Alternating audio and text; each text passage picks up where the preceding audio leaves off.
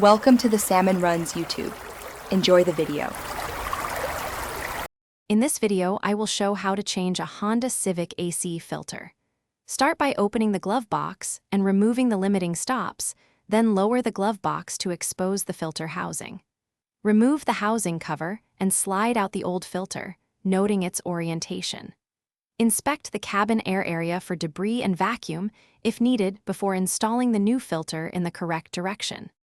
Begin removal by supporting the glove box while you unhook the dampeners and let it hang down.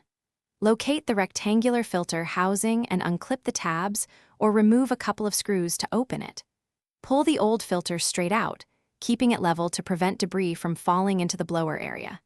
Check the housing for accumulated leaves, then vacuum or wipe the space clean before proceeding with installation.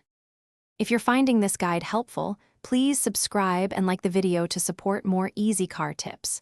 Quick recommendation: for a fresh cabin after replacing your filter, grab Little Tree's black ice and hang it from your rearview or vents for a clean scent while you drive.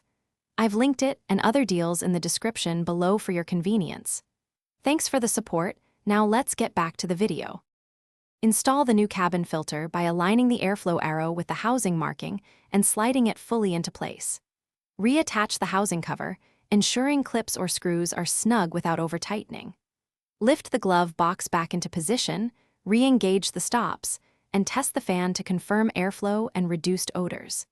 If you notice rattles or decreased airflow, double-check filter seating and clear any remaining debris from the blower area. Thanks for watching. Consider subscribing if we helped you.